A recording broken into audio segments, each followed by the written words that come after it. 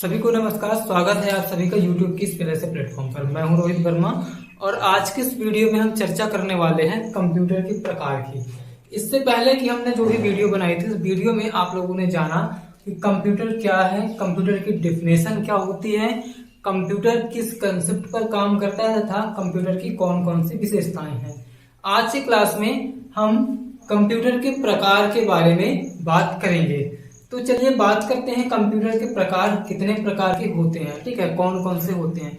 तो यदि हम बात करें कंप्यूटर की, तो कंप्यूटर आज हर क्षेत्र में उपयोग होता है, हर जगह कंप्यूटर का यूज होता है, सभी जगह पर कंप्यूटर के माध्यम से ही हम लोग कार्य करते हैं। तो ये एक बात ये होती है यहाँ से कि जितने प्रकार के काम, जितने क्षेत्र, उन सभी क्षेत्र के हिसाब से अलग अलग प्रकार के कंप्यूटर हो सकते हैं। अगर कोई कंप्यूटर इंजीनियरिंग के क्षेत्र में काम कर रहा है तो वो इंजीनियरिंग के उद्देश्य के आधार पर ही बनाया गया होगा। उसकी जो कार्य प्रणाली है, उसकी जो प्रोसेसिंग कैपेसिटी है, वो इंजीनियरिंग के क्षेत्र के आधार पर हुई होगी।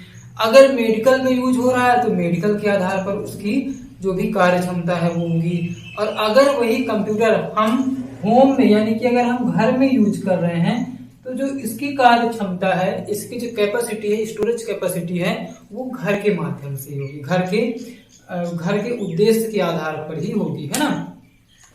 तो हम ये कह सकते हैं, यहाँ से एक बात हमें समझ में आ रही है कि चूंकि कंप्यूटर आज हर क्षेत्र में उपयोग हो रहा है, तो हर एक क्षेत्र के लिए अलग अलग प्रकार का कंप्यूटर हो सकता है, अलग अलग प्रकार का कंप्यूटर हो सकता है। तो इस तरह से अगर हम बात करें तो सर, तो कंप्यूटर तो कई सारे होंगे। मेडिकल के लिए अलग कंप्यूटर, इंजीनियरिंग के लिए अलग कंप्यूटर, घर के लिए अलग कंप्यूटर, म्यूजिक इंडस्ट्री के लिए अलग कंप्यूटर। तो क्या इतने सारे कंप्यूटर हैं? इतने सारे कंप्यूटर के प्रकार हैं जितने की यहाँ पर हम बात कर रहे हैं क्षेत्रों की।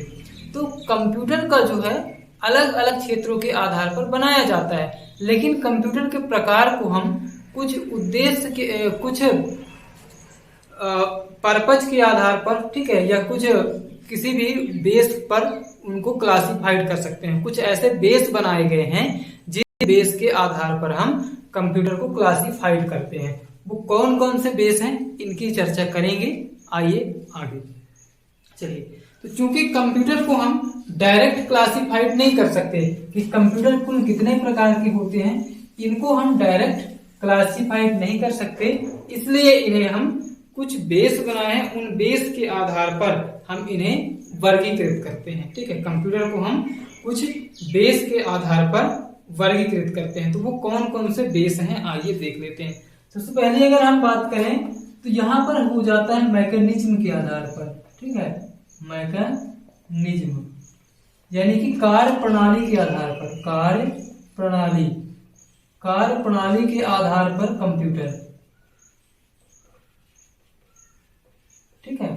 दूसरी अगर हम बात करें तो साइज के आधार पर कंप्यूटर होगा, ठीक है। दूसरी अगर हम बात करें तो ये क्या है, साइज के आधार पर कंप्यूटर, साइज के आधार पर, साइज यानी आकार, तो आकार के आधार पर भी कंप्यूटर होते हैं। फिर इसी प्रकार से अगर हम बात करें तो ये हो जाएगा उद्देश्य, ठीक है, उद्देश्य यानी कि पर्पज के आधार पर कंप्यूटर, ठीक है, किसके आधार पर, पर्पज के आधार पर। तो यहां से एक बात हमें समझ में आ रही है कि हम जो है कंप्यूटर को 5 आधार पर, ठीक है, 5 आधार पर इसे क्लासिफाइड कर सकते हैं। मैकेनिज्म यानी कार्य प्रणाली के आधार पर, साइज यानी कि आकार के आधार पर, उद्देश्य यानी कि पर्पज के आधार पर। अब कई बार आप प्रतियोगी परीक्षाओं में या कहीं पर भी देखे होंगे, एक प्रश्न आता है वहां पर कि कंप्यूटर कितने प्रकार के होते हैं, कंप्यूटर कितने प्रकार के ऑप्शन होते हैं, कितने प्रकार के होते हैं। कई बार ये प्रश्न आपके प्रतियोगी परीक्षाओं में आ चुका है और वहां पर आपको कुछ ऑप्शन दिया रहेगा, 2, 4, 6, 5, इस प्रकार के कुछ ऑप्शन आपको दिए रहते हैं, ठीक है। जब आप प्रतियोगी परीक्षा में देखते हैं या किसी भी एग्जाम में, वहां पर देखते हैं कि आपसे कंप्यूटर का प्रकार पूछा जाता है, ठीक है, कंप्यूटर का प्रकार पूछा जाता है और वहां पर पूछा जाता है कि कंप्यूटर कितने प्रकार के होते हैं और इस प्रकार से कुछ ऑप्शन दिया रहता है। तो देखिएगा, जब भी कंप्यूटर के प्रकार की बात करें तो या तो वो किसके आधार पर पूछेगा? मैकेनिज्म के आधार पर। ठीक है, किसके आधार पर पूछता है? मैकेनिज्म के आधार पर, या फिर साइज के आधार पर, या फिर उद्देश्य के आधार पर। और ये शब्द जो है आपको बताया जाएगा। ठीक है, ये शब्द आपको बताया जाता है कि उद्देश्य के आधार पर कितने प्रकार के कंप्यूटर होते हैं, साइज के आधार पर कितने प्रकार के कंप्यूटर होंगे, और मैकेनिज्म यानी कि कार्यप्रणाली के आधार पर कितने प्रकार के कंप्यूटर होते हैं। ये सभी प्रश्न आपके प्रतियोगी परीक्षाओं में बनते हैं। तो आइए देख लेते हैं कि इनका आंसर क्या होगा। ठीक है, सबसे पहले इनका अगर हम आंसर की बात करें तो ये आंसर क्या होंगे, अभी मैं आपको केवल इसकी नंबरिंग बता दे रहा हूँ, संख्या बता रहा हूँ। आगे हम इनकी डिटेल चर्चा भी करने वाले हैं कि कौन कौन से हैं। ठीक है, तो अगर हम मैकेनिज्म के आधार पर, उद्देश्य के आधार पर कंप्यूटर की बात करें तो यहाँ पर ये 3 प्रकार के होते हैं। कितने प्रकार के होते हैं? 3 प्रकार के होते हैं। कौन कौन से? एनालॉग कंप्यूटर, डिजिटल कंप्यूटर और हाइब्रिड कंप्यूटर। ठीक है, एनालॉग कंप्यूटर, डिजिटल कंप्यूटर और हाइब्रिड कंप्यूटर। यानी कि यहाँ से जब क्वेश्चन बने आपसे पूछा जाए एग्जाम में कि मैकेनिज्म या कार्य प्रणाली के आधार पर कंप्यूटर कितने प्रकार के हैं, तब आपका राइट आंसर क्या होगा? 3 प्रकार के। ठीक है, कौन कौन सा? एक हो जाता है आपका एनालॉग कंप्यूटर, ठीक है, दूसरा हो जाता है डिजिटल कंप्यूटर और तीसरा हो जाता है हाइब्रिड कंप्यूटर। ठीक है, मैकेनिज्म को हम कभी कभी प्रश्न में आता है एप्लीकेशन के आधार पर, तो सेम चीजें हैं, इसको एप्लीकेशन के आधार पर भी अपन बोल सकते हैं। ठीक है, एप्लीकेशन के आधार पर 3 प्रकार के कंप्यूटर, एनालॉग, डिजिटल और हाइब्रिड, ये क्या होते हैं इसकी चर्चा आगे करेंगे। फिर दूसरा जो हमारा यहाँ पर दिया गया है साइज के आधार पर कंप्यूटर। ठीक है, किसके आधार पर? साइज के आधार पर। तो साइज के आधार पर आपको 5 प्रकार के कंप्यूटर देखने को मिलेंगे। साइज के आधार पर कितने प्रकार के कंप्यूटर देखने को मिलेंगे? 5 प्रकार के। कौन कौन सा है? Micro computer, work station, mini computer, main frame computer और सुपर कंप्यूटर। ठीक है, कौन कौन सा? एक तो आपको हो जाएगा माइक्रो कंप्यूटर, ठीक है, वर्क स्टेशन, फिर mini computer, main frame computer और सुपर कंप्यूटर। ये साइज के आधार पर। ठीक है, साइज और पावर इन दोनों की सेम, जैसे जैसे जिनकी साइज बढ़ती जाएगी उनकी पावर और कैपेसिटी भी बढ़ती जाएगी। आगे हम बात करेंगे। पावरफुल कंप्यूटर भी यहाँ पर सुपर कंप्यूटर ही होगा। ठीक है, ये सबसे ज्यादा पावरफुल वाला कंप्यूटर ही है। अब बात कर ले उद्देश्य के आधार पर भी क्या सर कंप्यूटर को क्लासिफाइड किया गया, तो बिल्कुल क्लासिफाइड किया गया, हमने यहाँ पर इसीलिए लिखा। तो कितने प्रकार के होते हैं? तो अगर हम उद्देश्य के आधार पर बोले तो यहाँ पर हमारा 2 प्रकार का कंप्यूटर होगा। कंप्यूटर बनाने का हमारा उद्देश्य क्या है, कंप्यूटर बनाने का हमारा उद्देश्य क्या है, इसके आधार पर 2 प्रकार के कंप्यूटर होते हैं। कौन कौन से? आइए बात कर लेते हैं।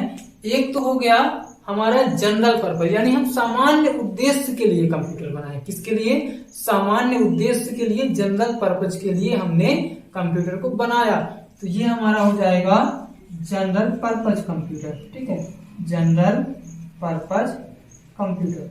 और दूसरा क्या हो जाएगा? अगर हमारा उद्देश्य किसी विशेष कार्य को करने के लिए है, किसी स्पेशल कार्य को करने के लिए बनाया गया है, क्योंकि स्पेशल कार्य करने के लिए बनाया गया है तो special purpose computer, special purpose computer.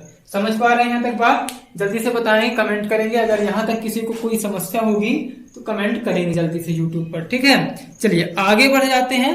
अब इन सभी कंप्यूटर की हम डिटेल चर्चा करते हैं एक एक करके। जितने भी हमने यहाँ पर कंप्यूटर लिखा है, कंप्यूटर के प्रकार जो भी हमने लिखा, इन सभी प्रकार की हम डिटेल्ड चर्चा आइए करते हैं एक एक करके। ठीक है, तो सबसे पहला वाला जो हमारा कंप्यूटर होगा वो मैकेनिज्म के आधार पर होगा। और मैकेनिज्म के आधार पर कौन सा होगा? तो एनालॉग कंप्यूटर होगा। पहला कंप्यूटर हम यहाँ पर लेंगे अभी मैकेनिज्म के आधार पर, और हमारा जो पहला कंप्यूटर है मैकेनिज्म के आधार पर वो कौन सा हो जाएगा? Analog computer. ठीक है, कौन सा हो जाएगा? Analog computer. ठीक है, एनालॉग कंप्यूटर। देखिए एनालॉग कंप्यूटर में क्या होता है, ये ऐसे कंप्यूटर होते हैं, ठीक है, ये ऐसे कंप्यूटर होते हैं जो भौतिक मात्राओं को मापते हैं। किसको मापेंगे? ये भौतिक मात्राओं। अब भौतिक मात्रा क्या क्या हो सकती है? भौतिक मात्रा ठीक है, जैसे कि तापमान, ठीक है, तापमान और लंबाई, इस प्रकार से जो भी भौतिक मात्राएं हैं आपकी, इन सभी को मापने के लिए जिस भी कंप्यूटर को हमने बनाया, जो एक हमारा कंप्यूटर है जो किसका मापन करता है, भौतिक मात्राओं का मापन करता है। ठीक है, क्या करता है, भौतिक मात्राओं का मापन करता है। और भौतिक मात्राएं कौन कौन सी हो सकती हैं, आपका तापमान या फिर लंबाई या और जो भी है। और इनका मापन करने के बाद जो इसका रिजल्ट है, ठीक है, जो इसका रिजल्ट है वो किस में देता है, अंकों में देता है, डिजिट में देता है। इस प्रकार का जो भी कंप्यूटर होगा वो आपका कौन सा कंप्यूटर कहलाएगा, तो एनालॉग कंप्यूटर कहलाएगा। अब इसका एग्जाम्पल क्या हो सकता है सर, तो इसका एग्जाम्पल आप देखेंगे, अगर हम इसके एग्जाम्पल की बात करें तो आपने देखा होगा पेट्रोल पंप में लगा एक कंप्यूटर, ठीक है, पेट्रोल पंप में लगा कंप्यूटर। अब बोलेंगे पेट्रोल पंप का कौन सा कंप्यूटर सर, जो पेट्रोल पंप के ऑफिस में लगा रहता है वो, तो वो नहीं। पेट्रोल पंप में एक मशीन लगी होती है, आप देखे होंगे जब भी कभी आप पेट्रोल डलाने जाते हैं बाइक में या कार में, तो वहां पर पेट्रोल पंप में एक मशीन लगी होती है, एक डिस्प्ले डिवाइस लगी होती है। और वहां पर हम मतलब जो भी हमारा पेट्रोल पंप का कर्मचारी होता है, हम उसको बोलते हैं कि भैया 10 लीटर पेट्रोल दे दो या 1000 का पेट्रोल आप डाल दीजिए, जो भी आप बोलेंगे, तो वो वहां पर इनपुट करता है। तो वहां पर जो एक कंप्यूटर लगा है वही क्या हो गया आपका एनालॉग कंप्यूटर। वह कंप्यूटर क्या करता है, कंप्यूटर का जो भी हमारा पेट्रोल है, पेट्रोल की जो मात्रा है उसको मापता है और रिजल्ट आपका डिस्प्ले में शो करता है। रिजल्ट उसका डिस्प्ले में शो करता है और हमें पता चल जाता है कि हमने कितने रुपए का पेट्रोल यहाँ पर डला दिया। ठीक है, समझ गए यहाँ तक बात। ठीक है, आगे बढ़ते हैं, डिजिटल कंप्यूटर की बात कर लेते हैं। ठीक है, डिजिटल कंप्यूटर का मतलब क्या होगा, ऐसा कंप्यूटर जो डिजिट का मापन करता है। ठीक है, मतलब जो डिजिट में कैलकुलेट करता है। भौतिक मात्राओं को मापने वाला कंप्यूटर तो हमने यहाँ पर समझ लिया, ये एनालॉग कंप्यूटर होगा। कौन सा कंप्यूटर होगा, एनालॉग कंप्यूटर। लेकिन डिजिटल कंप्यूटर कौन होगा, जो डिजिट का मापन करता है। अब डिजिट का मतलब क्या, डिजिट का मतलब क्या, डिजिट मतलब होता है 0 और 1। यहाँ पर डिजिट का अर्थ क्या होगा, 0 और 1। हम जो भी कंप्यूटर जनरली देखते हैं, जब भी हम कभी कंप्यूटर की बात करते हैं, ठीक है, ये जो भी कंप्यूटर हम आम तौर पर देखते हैं ऑफिस में, घर में, स्कूल में, ठीक है, वह कंप्यूटर जनरली कौन सा होता है, डिजिटल कंप्यूटर। डिजिटल कंप्यूटर जो होता है हमारा, जो भी हमारा जनरल कंप्यूटर होता है, हम जो भी इसमें डाटा इनपुट करते हैं, आगे हम पढ़ाएंगे इसके बारे में भी, कि हम जो भी डाटा इनपुट करते हैं, चाहे हमने भले ही कोई कैरेक्टर लिखा, ठीक है, हमने भले ही कोई कैरेक्टर लिखा, कोई इमेज इनपुट किया, ठीक है, इस इमेज को या इस कैरेक्टर को या जो भी डाटा है हमारा, साउंड है, इसको कंप्यूटर क्या करता है, अपनी लैंग्वेज, कंप्यूटर का एक लैंग्वेज होता है जिसे हम डिजिटल लैंग्वेज कहते हैं, बाइनरी लैंग्वेज कहते हैं, उस डिजिटल लैंग्वेज में कन्वर्ट कर लेता है, यानी 0 और 1 के रूप में कन्वर्ट कर देगा। ठीक है, और इस पर करता है प्रोसेस। ठीक है, इस पर क्या करेगा, प्रोसेस करेगा। तो ऐसा कंप्यूटर जो डिजिट का कैलकुलेशन करता है, डिजिट पर प्रोसेस करता है, वह कंप्यूटर आपका डिजिटल कंप्यूटर कहलाता है। ठीक है, ऐसा कंप्यूटर आपका डिजिटल कंप्यूटर कहलाएगा। ठीक है, इसका एग्जांपल जो हम लोग घर में यूज करते हैं, ऑफिस में यूज करते हैं, ये सभी जो कंप्यूटर हैं ये आपके डिजिटल कंप्यूटर कहलाते हैं। ठीक है, और ये चीज ध्यान दीजिएगा, 0 और 1 कंप्यूटर की लैंग्वेज है, इसे हम बाइनरी लैंग्वेज कहते हैं। ठीक है, ये अभी मतलब यहाँ से आपको ध्यान देना है, थोड़ा सा इसको नोट डाउन कर लेना, फिर आगे इसके बारे में चर्चा करेंगे। तीसरा कंप्यूटर कौन सा होगा सर, एप्लीकेशन के आधार पर आपने 3 लिखा, ठीक है, तो तीसरा कौन सा हो जाएगा, तो तीसरा है हाइब्रिड। तीसरा कंप्यूटर है हाइब्रिड कंप्यूटर। कौन सा कंप्यूटर, तो तीसरा जो कंप्यूटर है आपका वो है हाइब्रिड कंप्यूटर। हाइब्रिड कंप्यूटर ऐसा कंप्यूटर है जिसमें दोनों का गुणधर्म हो, ठीक है, जिनमें दोनों का कैरेक्टर्स हो। ठीक है, दोनों का मतलब ऐसा कंप्यूटर जो एनालॉग कंप्यूटर की तरह भी काम करे और डिजिटल कंप्यूटर की तरह भी काम करे। ठीक है, किसकी तरह, एनालॉग और डिजिटल दोनों की क्वालिटी जिस भी कंप्यूटर में आपको देखने को मिल जाए, वह कंप्यूटर आपको क्या कहलाएगा, डिजिटल कंप्यूटर। वह कंप्यूटर आपका क्या कहलाएगा, सॉरी, वह कंप्यूटर आपका क्या कहलाएगा, हाइब्रिड कंप्यूटर। ठीक है, समझ गए यहां तक बात। इसका एग्जाम्पल हम आपको बता दें, मेडिकल साइंस में देखे होंगे, मेडिकल साइंस में जो हमारे रोगी होते हैं, जो हमारे बीमार व्यक्ति होते हैं, उनके स्वास्थ्य को मापने के लिए बहुत सारे डिवाइस लगे होते हैं, बहुत सारे कंप्यूटर इक्विपमेंट लगे होते हैं वहां पर। तो वो क्या करता है, रोगी के सबसे पहले तो टेम्परेचर वगैरह का मापन करता है, ठीक है, और फिर उसको डिजिटल फॉर्मेट में कन्वर्ट कर लेता है। तो ये दोनों प्रोसेस करता है। ऐसा कंप्यूटर आपका डिजिटल हाइब्रिड कंप्यूटर कहलाता है। और हाइब्रिड कंप्यूटर जनरली किसी विशेष काम को करने के लिए ही बनाया जाता है। ठीक है, समझ गए यहां तक बात। आगे चलते हैं, साइज के आधार पर कंप्यूटर। आगे बात करते हैं साइज के आधार पर कंप्यूटर। तो साइज के आधार पर कंप्यूटर कितने प्रकार के हैं, इनकी चर्चा कर लेते हैं। चलिए, तो साइज के आधार पर हमने बताया कि 5 प्रकार के कंप्यूटर होते हैं। मैंने थोड़ी देर पहले ही आपको बताया कि साइज के आधार पर कितने प्रकार के कंप्यूटर होते हैं। तो साइज है, साइज के आधार पर 5 प्रकार के कंप्यूटर होते हैं। ठीक है, किसके आधार पर, साइज के आधार पर। कौन कौन से होते हैं, तो पहला तो हमारा होता है माइक्रो कंप्यूटर। ठीक है, साइज यानी कि आकार के आधार पर कंप्यूटर के जो प्रकार हैं वो कितने हैं, 5। आकार के आधार पर कंप्यूटर कितने प्रकार के हैं, 5 प्रकार के। पहला हम लिखते हैं यहाँ पर माइक्रो कंप्यूटर। पहला जो हमारा कंप्यूटर है वो है माइक्रो कंप्यूटर। सबसे पहला कंप्यूटर माइक्रो। और एक चीज ध्यान दीजिएगा, साइज जैसे जैसे बढ़ती जाएगी, ये साइज के आधार पर हम कंप्यूटर अभी पढ़ रहे हैं, ठीक है, जैसे जैसे साइज बढ़ती जाएगी, ठीक है, साइज जैसे जैसे बढ़ती जाएगी तो कंप्यूटर की जो क्षमता है, कैपेसिटी है, वो भी बढ़ेगी, स्टोरेज कैपेसिटी भी बढ़ेगी, ठीक है, प्रोसेस कैपेसिटी भी बढ़ेगी, ये सभी बढ़ेंगे आगे। ठीक है, चलिए, तो साइज के आधार पर हमने लिखा कि जो हमारा पहला कंप्यूटर है वो माइक्रो कंप्यूटर है। ठीक है, पहला जो हमारा कंप्यूटर है वो है माइक्रो कंप्यूटर। माइक्रो कंप्यूटर में देखिए क्या होता है, माइक्रो कंप्यूटर का आविष्कार जो है वो 4थी जनरेशन में हुआ। और माइक्रो कंप्यूटर में एक माइक्रो प्रोसेसर चिप लगा होता है। ठीक है, माइक्रो कंप्यूटर में एक चिप लगा हुआ होता है, जिस चिप को हम बोलते हैं micro processor chip. Micro processor chip. तो माइक्रो प्रोसेसर चिप लगे होने के कारण इस कंप्यूटर को हम क्या बोलते हैं, माइक्रो कंप्यूटर। क्या बोलते हैं हम, माइक्रो कंप्यूटर। समझ गए।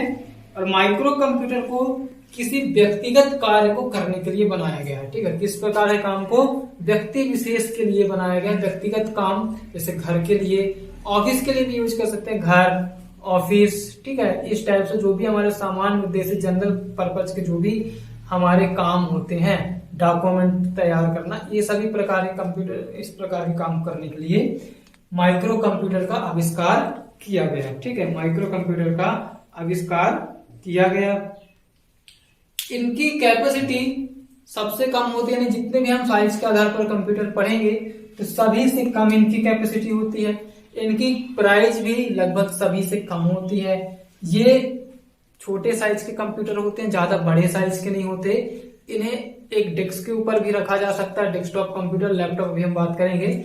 इन्हें आप एक डेस्क के ऊपर रख सकते हैं या अपने हाथ की हथेली पर भी रखा जा सकता है, ये माइक्रो कंप्यूटर। अब माइक्रो कंप्यूटर के अंतर्गत कुछ इसके भी सब टाइप हैं, वो कौन कौन से बात कर लेते हैं। जैसा कि आपने सुना होगा डेस्कटॉप, ठीक है, आपने सुना होगा डेस्कटॉप,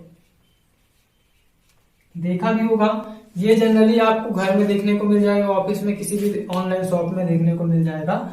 ऐसा कंप्यूटर जिसमें एक डिस्प्ले डिवाइस होती है, एक मॉनिटर लगा होता है, कीबोर्ड और माउस अलग से लगे होते हैं, ठीक है, सीपीयू यानी कि जो सिस्टम यूनिट आपका बड़ा सा बॉक्स रहता है वो भी लगा होता है, और इसे किसी डेस्क के ऊपर आसानी से रखा जा सकता है। तो ये कंप्यूटर कहलाता है आपका डेस्कटॉप कंप्यूटर। ठीक है, ये कंप्यूटर क्या कहलाता है, डेस्कटॉप कंप्यूटर। फिर दूसरा क्या होता है, लैपटॉप। आपने देखा ही होगा लैपटॉप कंप्यूटर, ठीक है, लैपटॉप कंप्यूटर ये भी आपने देखा है।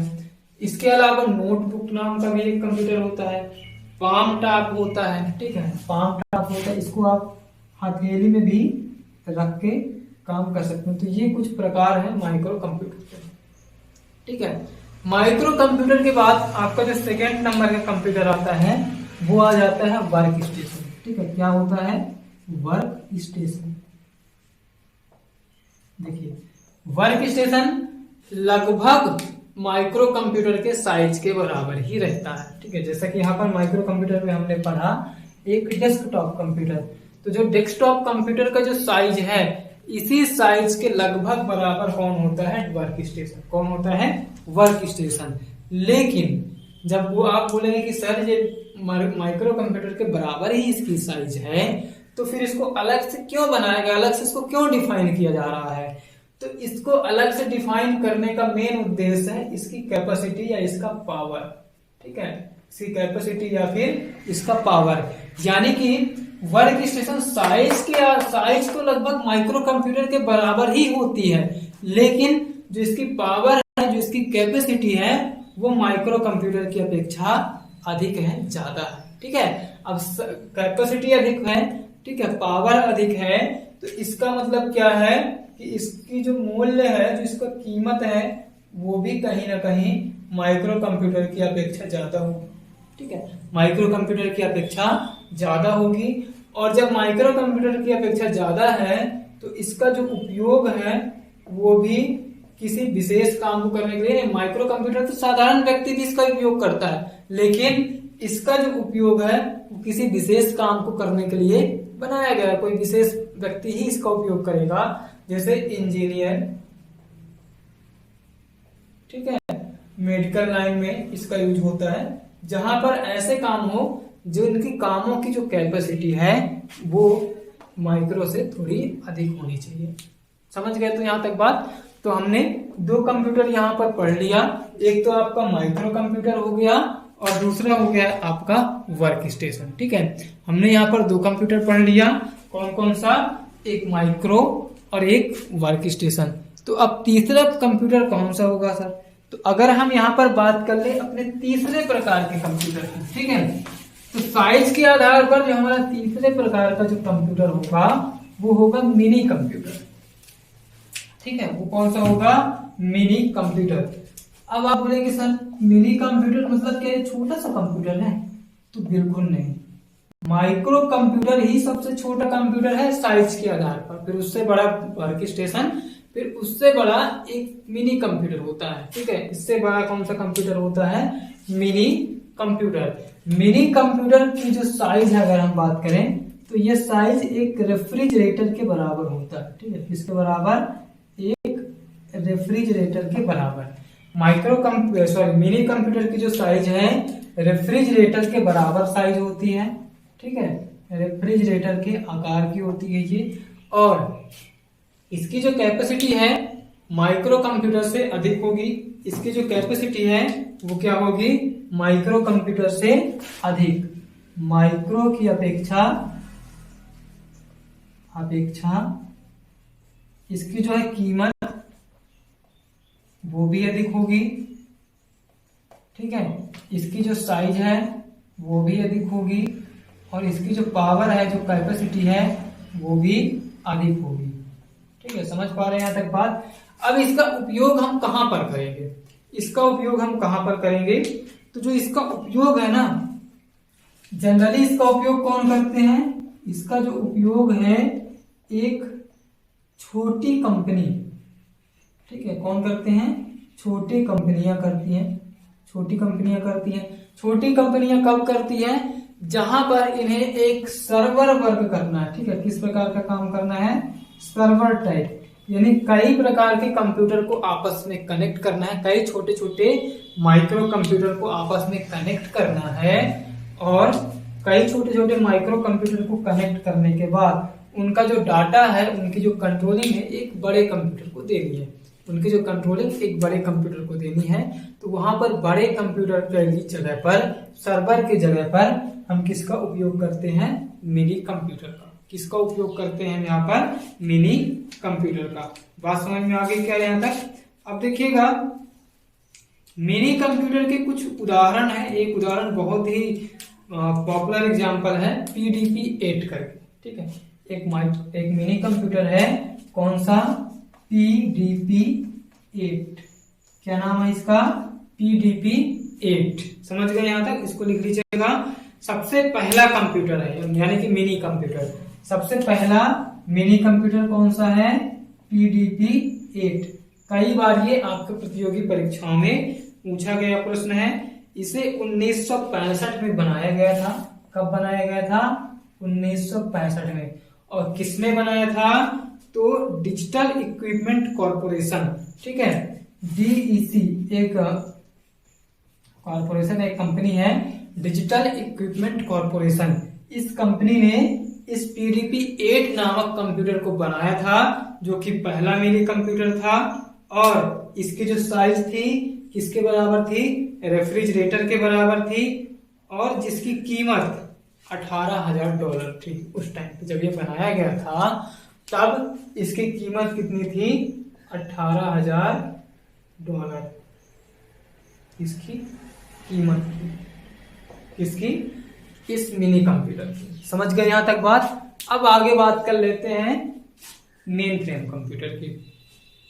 तो जो मेन फ्रेम कंप्यूटर है, इसका जो कंसेप्ट है ये भी लगभग किसके जैसे हैं, मिनी कंप्यूटर के जैसे ही है, ठीक है। Main frame computer mini computer के ही जैसे है, यानी कि इसमें क्या होता है, इसमें भी इसको भी एक सेंट्रलाइज्ड कंप्यूटर के रूप में यूज किया जाता है, ठीक है। इसको भी एक सेंट्रलाइज्ड कंप्यूटर के रूप में यूज किया जाता है, ठीक है। जैसा कि हमने मिनी में पढ़ा कि मिनी कंप्यूटर को छोटी कंपनियां एक सेंट्रलाइज्ड कंप्यूटर के रूप में उपयोग करती हैं, ठीक है। अपने डेटा को एक सेंट्रल कंप्यूटर में स्टोर करने के लिए छोटी कंपनियां किसका उपयोग करती हैं, मिनी कंप्यूटर का।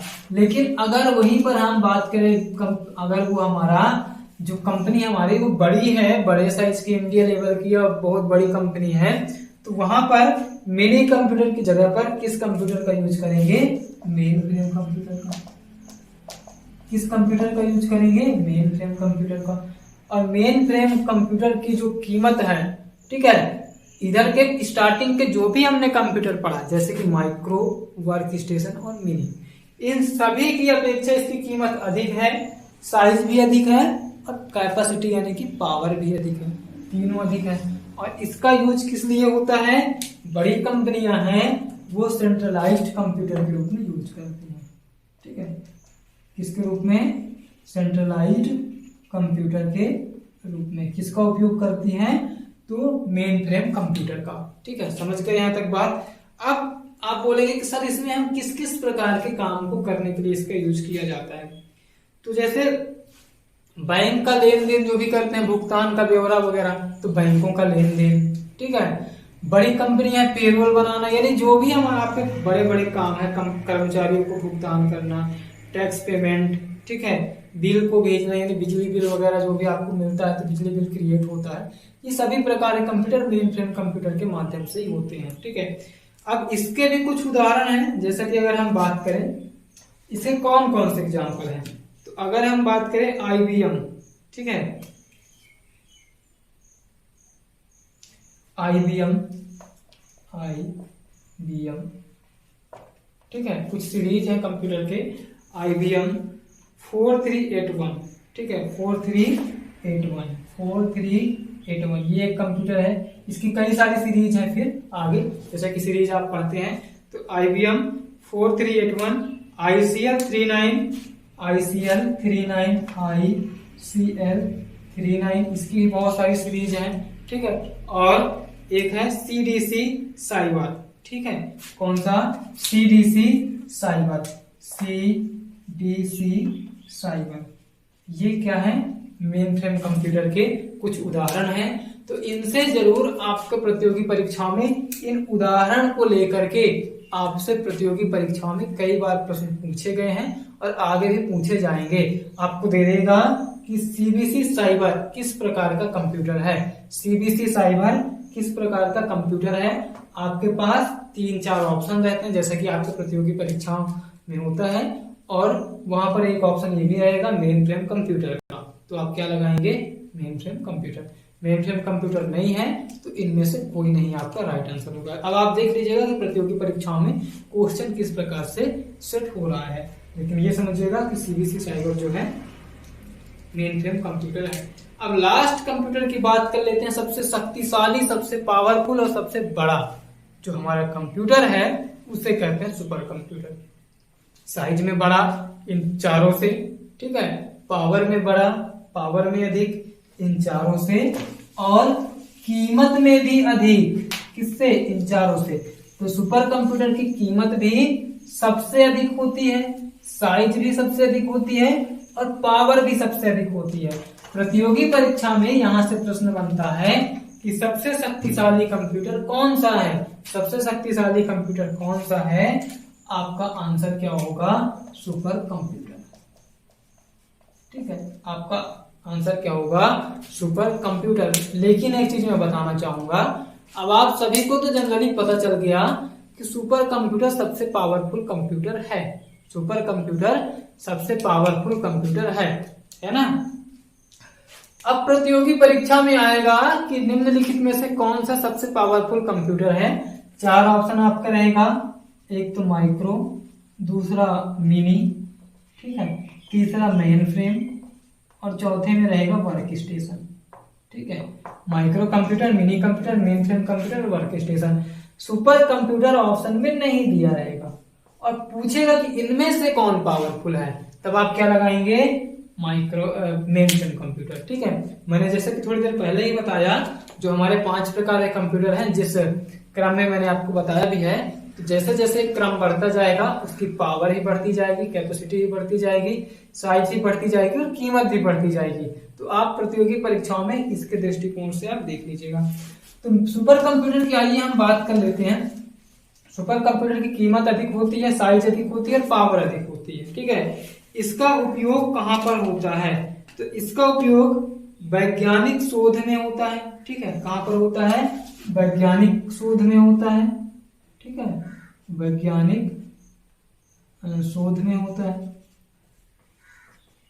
मौसम विभाग में होता है।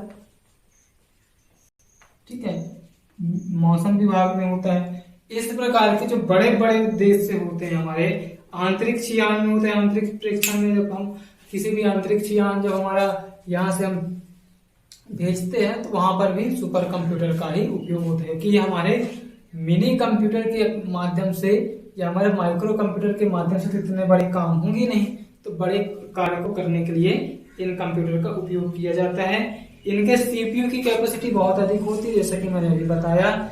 इसके कुछ उदाहरण आप देख लीजिएगा। जैसे इसका अगर हम उदाहरण की बात करें तो सबसे पहला तो आप सभी को पता है, बहुत ही फेमस एग्जांपल है परम।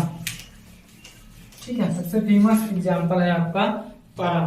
ठीक है, परम, PARAM, ये परम नाम का एक सुपर कंप्यूटर है जो कि हमारा सबसे पहला सुपर कंप्यूटर है। ठीक है, भारत में निर्मित। ठीक है, भारत में निर्मित सबसे पहला सुपर कंप्यूटर कौन सा है, परम नाम का है। और इस परम को किसने बनाया, सीडैक कंपनी ने बनाया।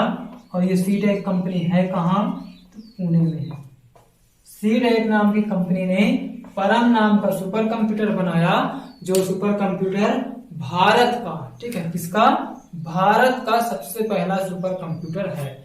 इसके अलावा और कई सारे सुपर कंप्यूटर हैं जिसको हम अगर एग्जांपल की अगर हम बात करें, उनके नाम की बात करें तो CRAY2, ठीक है, क्रे यानी कि CRAY2, ठीक है, CRAY2, CRAY और XMP24, ठीक है, XMP24।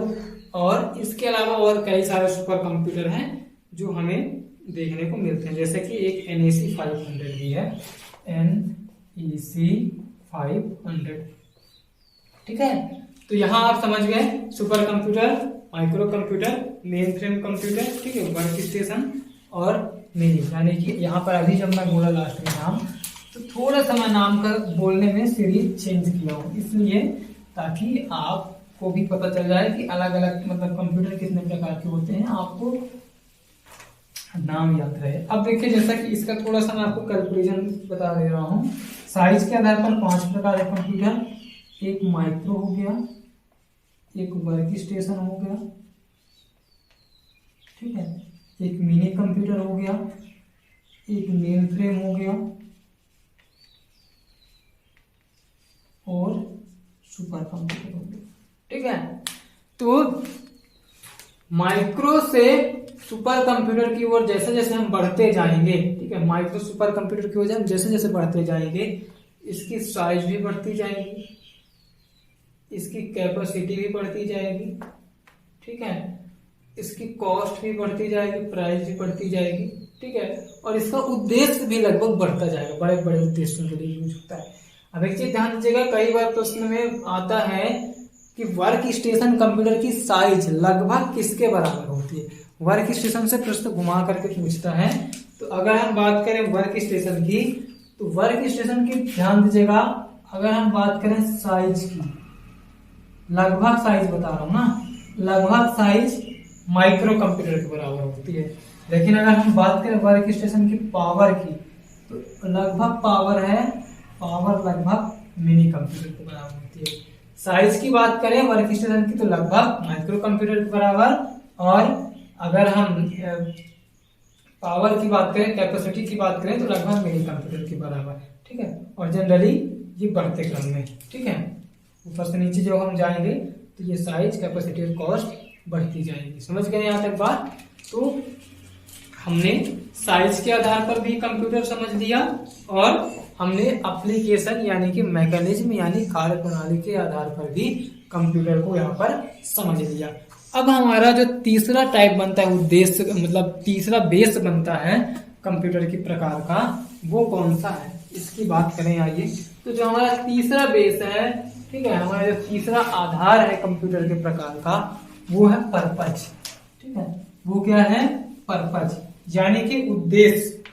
कंप्यूटर बनाने का हमारा उद्देश्य क्या है, इस उद्देश्य के आधार पर कंप्यूटर दो प्रकार के होते हैं। ठीक है, समझ पा रहे हैं यहाँ तक बात? कंप्यूटर बनाने का हमारा उद्देश्य क्या है, और इस उद्देश्य के आधार पर, उद्देश्य के आधार पर, या इसको हम बोले पर्पज के आधार पर, तो पर्पज के आधार पर कंप्यूटर होते हैं दो प्रकार के। पर्पज के आधार पर कंप्यूटर होते हैं दो प्रकार के। एक तो हो गया आपका सामान्य उद्देश्य कंप्यूटर, और एक हो गया आपका जनरल पर्पज यानी विशेष उद्देश्य कंप्यूटर। ठीक है, सॉरी, जनरल मतलब स्पेशल। पर्पज के आधार पर एक हो जाएगा आपका जनरल पर्पज कंप्यूटर, और एक हो जाएगा स्पेशल पर्पज कंप्यूटर। ठीक है, अब जैसे नाम से ही आपको पता चल जा रहा है कि जनरल मतलब क्या होगा, सामान्य। ठीक है, जो भी हमारे सामान्य कार्य है, ठीक है, सामान्य कार्य, ठीक है, जो भी हमारे सामान्य कार्य हो, जो आम दिनचर्या में उपयोग होता है। ठीक है, जैसे कि अगर हमको डॉक्यूमेंट्स क्रिएट करना है, ठीक है, क्या क्रिएट करना है? डॉक्यूमेंट। म्यूजिक सुनना है, मूवी देखना है, तो इस प्रकार के कार्यों को करने के लिए प्रिंटिंग करनी है, डॉक्यूमेंट के अंतर्गत प्रिंटिंग वगैरह सब आ जाएंगी। ठीक है, तो डॉक्यूमेंट क्रिएट करना है, प्रिंटिंग करनी है, म्यूजिक सुनना है। ठीक है, म्यूजिक सुनना है, ध्यान दीजिए, म्यूजिक बनाना है नहीं ना, म्यूजिक सुनना है और मूवी देखना है। ठीक है, तो ये आपके सामान्य उद्देश्य हैं। तो सामान्य उद्देश्य को करने के लिए जिस भी कंप्यूटर का उपयोग किया गया है, उन्हें हम जनरल पर्पज कंप्यूटर या सामान्य उद्देश्य कंप्यूटर कहते हैं। इनकी जो कैपेसिटी होती है कम होती है। ठीक है, क्या होती है? कम होती है। क्यों? क्योंकि ये लगभग मिनी माइक्रो कंप्यूटर के यूज के होते हैं। ठीक है, माइक्रो कंप्यूटर ही हो गई, कैपेसिटी इनकी कम होती है। और एक चीज ध्यान दीजिएगा, जो जनरल पर्पज कंप्यूटर है ना, वो बहुत सारे काम कर सकता है। ठीक है, बहुत सारे कार्य कर सकता है। अब बहुत सारे कार्य का मतलब ये नहीं होगा कि ये मौसम विभाग की भी जानकारी एकत्र कर सकते हैं, यानी जो हमारे आम कार्य, जो हमारे सामान्य कार्य हैं, उन सामान्य कार्यों के अंतर्गत जो भी कार्य आते हैं, उनमें से बहुत सारे कार्यों को कर सकता है। ठीक है, अब बात करें विशेष उद्देश्य कंप्यूटर क्या होता है, तो देखिए स्पेशल यानी विशेष, स्पेशल यानी कि विशेष, किसी विशेष काम को करने के लिए बनाया गया कंप्यूटर। ठीक है, विशेष कार्य को करने के लिए बनाया गया कंप्यूटर। जैसे हमने पढ़ा मौसम विभाग के बारे में, अगर हमको मौसम के बारे में जानकारी चाहिए, ठीक है, तो जो हमारा कंप्यूटर बनाने का जो उद्देश्य है वो क्या है, स्पेशल उद्देश्य है। क्या है, स्पेशल उद्देश्य है। और इस स्पेशल उद्देश्य को करने के लिए यूज कर रहे हैं, इसलिए ये हमारा विशेष उद्देश्य कंप्यूटर है। हालांकि एक चीज मैं ये भी बताना चाहूंगा कि मौसम विभाग का जो हमारा कंप्यूटर है वो साइज के आधार पर सुपर कंप्यूटर होगा, साइज के आधार पर सुपर कंप्यूटर होगा। अभी मैं इसका एक और कैलकुलेशन आपको लास्ट में समझाऊंगा। ठीक है, म्यूजिक इंडस्ट्री में यानी म्यूजिक बनाने में, ठीक है, म्यूजिक सुनना तो वगैरह तो हमारा सामान्य काम है, ठीक है, आम बात है। लेकिन अगर हम बात करें कि हमें म्यूजिक क्या करना है, बनाना है, ठीक है, क्या करना है, म्यूजिक बनाना है, समुद्र विज्ञान का काम करना है, ठीक है, उपग्रह संचालन का काम करना है, मेडिकल का काम करना है, चिकित्सा का काम करना है, तो ये तो सब कुछ विशेष प्रकार के ही काम है ना। तो इन विशेष कामों को करने के लिए हम विशेष कंप्यूटर का जो हमारा उद्देश्य है वो कंप्यूटर क्या है, उद्देश्य विशेष कार्य को करना, तो इस प्रकार से बनाया गया जो कंप्यूटर है विशेष उद्देश्य कंप्यूटर है। और इस उद्देश्य के आधार पर इसमें जितने भी इक्विपमेंट लगते हैं, जितने भी डिवाइस लगती हैं, इनको अलग से भी अटैच किया जाता है। ऐसे इनकी सीपीयू को बनाया जाता है, इनकी सीपीयू को इस प्रकार से बनाया जाता है कि इनमें लगने वाले जो भी इक्विपमेंट है वो अलग से भी अटैच किए जा सके। ठीक है, तो समझ गए यहाँ तक सामान्य उद्देश्य कंप्यूटर और विशेष उद्देश्य कंप्यूटर। तो हमने यहाँ पर कंप्यूटर के सभी प्रकार को बहुत अच्छे तरीके से समझ लिया है। कहीं पर किसी को कोई भी डाउट, कोई समस्या, कोई परेशानी होगी तो बाद में हमें कमेंट कर सकते हैं। ठीक है, और अगर ये जानकारी अच्छी लग रही है तो वीडियो को लाइक करिएगा और चैनल को सब्सक्राइब करिएगा तथा अपने दोस्तों के साथ भी शेयर करिएगा। अब देखिए, मैं आपको एक लास्ट निष्कर्ष बता दूं,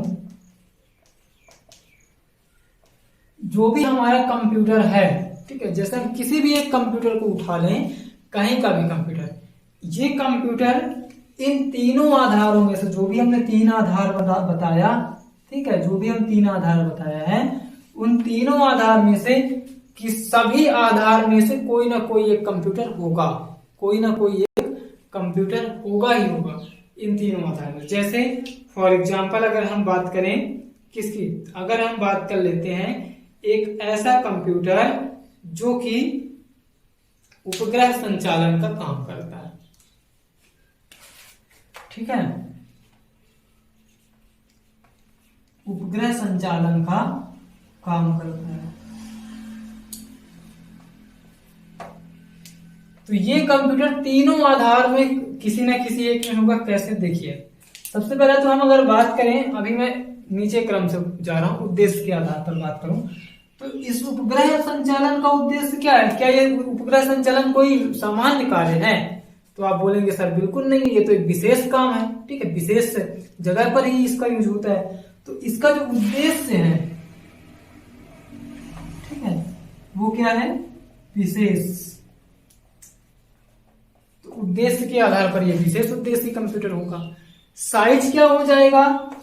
क्योंकि इसकी अगर हम साइज की बात करें तो ये मिनी कंप्यूटर से, माइक्रो कंप्यूटर से तो होगा नहीं। मैंने थोड़ी देर पहले ही जब पढ़ा रहा था सुपर कंप्यूटर, तो वहां पर मैंने बताया कि उपग्रह संचालन किस प्रकार के कंप्यूटर से किया जाएगा, उपग्रह संचालन तो सुपर कंप्यूटर। तो इसका जो साइज है ये सुपर कंप्यूटर है साइज के आधार पर, और इसका जो मैकेनिज्म है वो क्या होगा, तो मैकेनिज्म जो होगा वो हाइब्रिड होगा।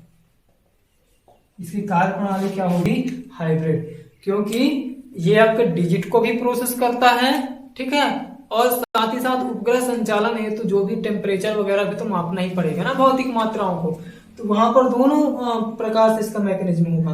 तो ये मैकेनिज्म के आधार पर हाइब्रिड कंप्यूटर, साइज के आधार पर सुपर कंप्यूटर और उद्देश्य के आधार पर स्पेशल पर्पज कंप्यूटर यानी कि विशेष उद्देश्य कंप्यूटर होगा। समझ गए? यानी हमारे यहाँ पर कहने की बात यह है कि हम किसी भी कंप्यूटर को एक ले लें, वह कंप्यूटर तीनों बेस में से जो भी हमने बेस बताया था, ठीक है, 3 प्रकार के 3 बेस बताए थे, 3 आधार बताया था, इन 3 आधार में से सभी आधार का एक न एक कंप्यूटर होगा, कोई भी एक कंप्यूटर हो सकता है। जैसे दूसरा एग्जांपल अगर हम बात कर लें अपने घर का कंप्यूटर, ठीक है, होम में जो यूज होता है, घर में जो यूज होता है, या ऑफिस में जो यूज होता है। उद्देश्य क्या है? सामान्य उद्देश्य, साधारण उद्देश्य है डॉक्यूमेंट क्रिएट करना, म्यूजिक सुनना, मूवी देखना, ठीक है, डॉक्यूमेंट प्रिंटिंग वगैरह, ठीक है। तो इसका जो उद्देश्य है, इसका उद्देश्य क्या है? जनरल, सामान्य उद्देश्य। तो जनरल पर्पज कंप्यूटर साइज क्या है? मैंने बताया है कि जो साइज के आधार पर जो हमारा माइक्रो कंप्यूटर होगा उसी को तो हम घर में यूज करते हैं, ठीक है, डेस्कटॉप, लैपटॉप, ये सब चीजें। तो इसका साइज क्या है? माइक्रो। अब बात कर लेते हैं इसका मैकेनिज्म, ठीक है। तो मैकेनिज्म क्या होगा? क्योंकि ये डिजिट पर काम करता है, डिजिट मतलब बाइनरी डिजिट 0 और 1, भौतिक मात्राओं को तो मापन करता नहीं है। आपने जो भी नंबर इनपुट किया, ठीक है, जो भी डाटा इनपुट किया उसे 0 और 1 के रूप में कन्वर्ट करेगा, उसी पर प्रोसेस करेगा। तो इसका मैकेनिज्म क्या हो गया? डिजिटल, ठीक है। तो यहां तक ये इसका निष्कर्ष भी मैंने आपको बता दिया। आज की क्लास में हम लोगों ने पूरी तरह से बहुत ही अच्छे तरीके से टाइप्स ऑफ कंप्यूटर पढ़ा, यानी कंप्यूटर के प्रकार को पढ़ा है बहुत अच्छे तरीके से। आपको ये जानकारी कैसी लगी कमेंट करके जरूर बताइएगा, ठीक है।